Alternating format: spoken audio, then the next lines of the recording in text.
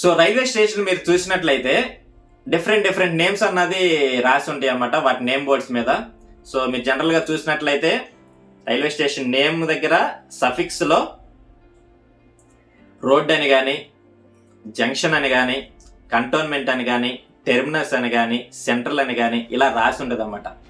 So ఏంటి road అంటే ఏంటి, కంటోన్మెంట్ అంటే ఏంటి, జంక్షన్ అంటే ఏంటి, టెర్మినస్ అంటే ఏంటి, సెంట్రల్ అంటే ఏంటి అన్నది ఈ వీడియోలో చూద్దాం. So let's get started. So first ఒక రైల్వే స్టేషన్ అంటే అట్లీస్ట్ ఒక ప్లాట్ఫామ్ కలిగి ఉండి, టికెట్లు ఇచ్చే ప్రొవిజన్ కలిగి ఉండి, ప్రయాణికులను కానీ ఫ్రైట్ని కానీ చేరవేసే ప్రొవిజన్ కలిగి ఉన్నది మనం ఒక రైల్వే స్టేషన్ అంటాం. సో కొన్ని రైల్వే స్టేషన్లో జంక్షన్ అని రాసి ఉంటుంది. సపోజ్ తీసుకున్నట్లయితే మనకి గుత్తి జంక్షన్, తెనాలి జంక్షన్. సో ఏమిటి జంక్షన్ అంటే, సో ట్రైన్ స్టేషన్లోకి ఎంటర్ అయ్యి డిపార్చర్ అవుతున్నప్పుడు రెండు సపరేట్ రూట్స్ అన్నది ఉంటే అది ఒక జంక్షన్ అన్నమాట. ఆ జంక్షన్ అంటే కొన్ని స్టేషన్లు కలిపే ఒక జంక్షన్ అన్నమాట. సో ఇక్కడ నుంచి మనం 3-4 వేరే సపరేట్ రూట్లకు వెళ్ళడానికి ఒక జంక్షన్ కలిగి ఉన్నటువంటి స్టేషన్ ఇది, రైట్.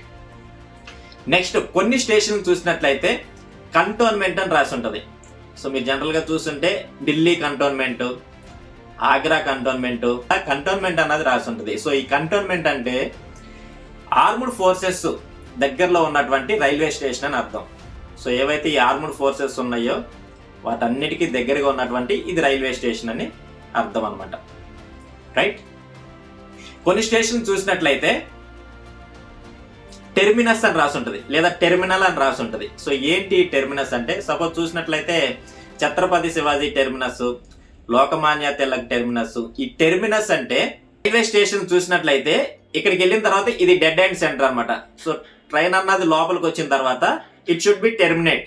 అంటే ఒక జంక్షన్ నుంచి ఒక రూట్లో నుంచి ట్రైన్ ఎంటర్ అయితే మళ్ళీ అదే రూట్లో నుంచి డిపార్చర్ అవ్వాలి. సో ఇవన్నీ కూడా టెర్మినస్ అంటే ఎక్కువగా ఇవన్నీ కూడా మనకి ఈ సీ కోస్టల్ ఏరియా దగ్గరలో ఉంటాయి అన్నమాట. సో అక్కడ వెళ్ళడానికి ముందు సముద్రం ఉంటుంది కాబట్టి సో అది ఒక టెర్మినస్ అనమాట.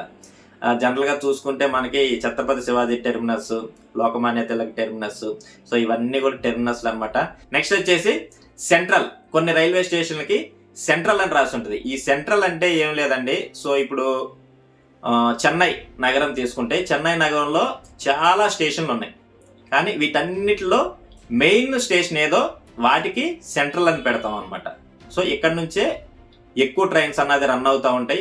ఈ స్టేషన్ నుంచి మనకి ఎక్కువ రవాణా అన్నది జరుగుతూ ఉంటుంది కాబట్టి సో ఈ మెయిన్ స్టేషన్లు ఏవైతే ఉన్నాయో వాటిని సెంట్రల్ అని అంటాం. మోస్ట్లీ ఈ సెంట్రల్ అనే వర్డ్ వెనకటి రోజుల్లో ఏవైతే మెయిన్ స్టేషన్స్ ఉన్నాయో వాటికి పెట్టడం జరిగింది అనమాట. సెంట్రల్ స్టేషన్లు అన్ని కూడా ఆ సిటీకి అవుట్ సైడ్ కన్స్ట్రక్ట్ చేయడం జరిగింది. సో ఇప్పుడు అర్బనైజేషన్ లో భాగంగా ఇవన్నీ కూడా సిటీకి సెంటర్ అయిపోయినాయి అనమాట. సో ఇవి సెంట్రల్ చూసినట్లయితే మనకి Chennai central, Mumbai central, Trivandrum central. So ఇవన్నీ కూడా ఈ సిటీలో ఉన్నటువంటి మెయిన్ స్టేషన్లు ఏవైతే ఉన్నాయో వాటిని సెంట్రల్ అని అంటాం. అలాగే కొన్ని స్టేషన్లు చూస్తే మనకి రోడ్ అని రాసి ఉంటుంది. ఉదాహరణకి భద్రాచలం రోడ్డు. సో ఈ భద్రాచలం రోడ్డు అంటే అది ఆ రైల్వే స్టేషన్ అన్నది కొత్తగూడెం అనే ఊర్లో ఉందన్నమాట, కానీ దాని పేరు వచ్చేసి భద్రాచలం రోడ్డు. అంటే ఇక్కడ నుంచి భద్రాచలం వెళ్ళడానికి అవకాశం ఉంది. అంటే ఇప్పుడు ఈ భద్రాచలం రోడ్డు ఏదైతే ఉంది అది భద్రాచలం కాదు, సో ఇక్కడ నుంచి భద్రాచలం వెళ్ళే అవకాశం ఉందని తెలియజేస్తుంది అనమాట. సో ఇది ఫ్రెండ్స్ ఈ వీడియో. సో ఈ వీడియో కనుక మీకు నచ్చినట్లయితే లైక్ చేయండి, షేర్ చేయండి, సబ్స్క్రైబ్ చేయండి. జై హింద్, జై Bharat. Hi. Citizenship amendment act 2019 development program భారతీయ పౌరసత్వ సవరణ చట్టం. ఈ చట్టం ప్రకారం భారతదేశం యొక్క పాకిస్తాన్, 134 బంగ్లాదేశ్, ఆఫ్ఘనిస్తాన్ గత సంవత్సరం 191 దేశాలతో